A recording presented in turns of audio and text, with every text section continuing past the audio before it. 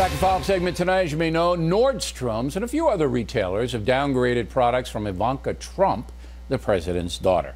Now, Sears and Kmart have stopped selling some Trump home furnishing products online. So what's behind all this? Joining us from Los Angeles, Leslie Marshall. From Washington, Katie Pavlich. I didn't even know there were Trump home products. Well, now you know. So, I mean, I'm a IKEA guy. I just, look, simple man. All right, I don't need my house to look like a palace of Louis XIV. But this is also sudden. I mean, all of a sudden Ivanka's stuff is going out the window and Trump's lamps are going into the basement. I mean, what is this? Well, first of all, I had to fact check you and say that IKEA furniture is not simple to put together, and everyone's goal in life is to buy furniture that is put together rather than the kind you get from IKEA, but I do also like IKEA. But in terms of what's going on with the Ivanka Trump brand, it's very clear that her brand is suffering from the Grab Your Wallet campaign, which is essentially a liberal mob that doesn't just go after brands they don't like, but goes after the distributors or the retail stores that dare to sell that brand. What's the mob? What was the name of it?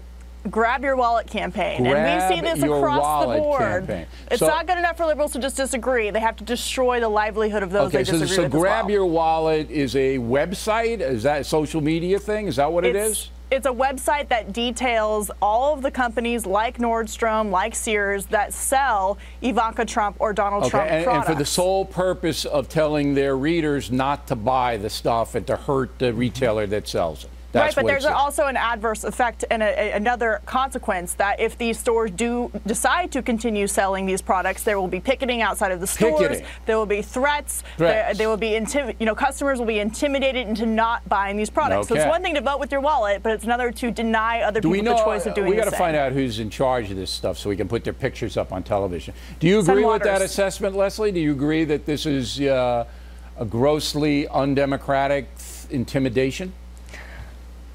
I don't think it's an intimidation, and I think it is extremely democratic. Although it's politically motivated, obviously, there are those that are saying, look, we lost at the ballot box, so we're going to use our wallets and our purses so let me get this to straight. win You don't as think consumers. Threats of picketing and disruption in a private business is intimidation? I don't think that saying, look, I don't want to buy products with this name on it. I don't want to buy products that are made in China. According to Katie, I don't think that is an intimidation at all. Leslie, listen to me. It's not what this is about.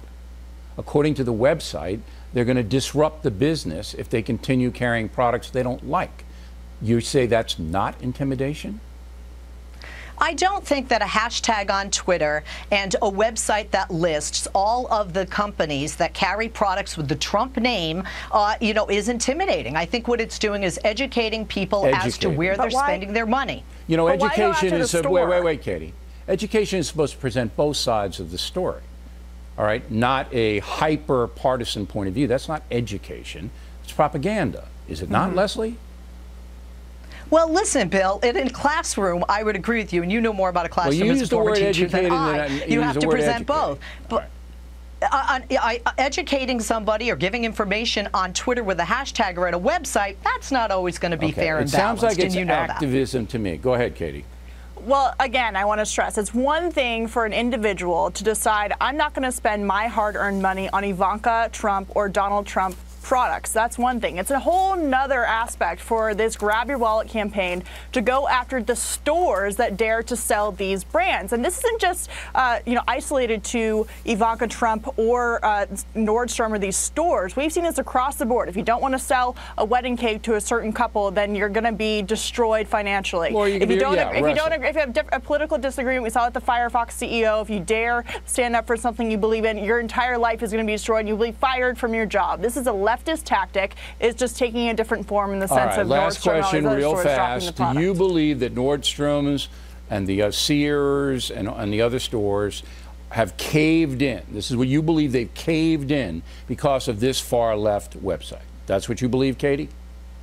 I think I don't necessarily think they're caving in. I think that they're seeing a result of this boycott, and I guess they would be caving in because they're responding to preventing this kind of disruption inside of their businesses. There are just as many people who like President Trump who could buy from these stores if they were motivated.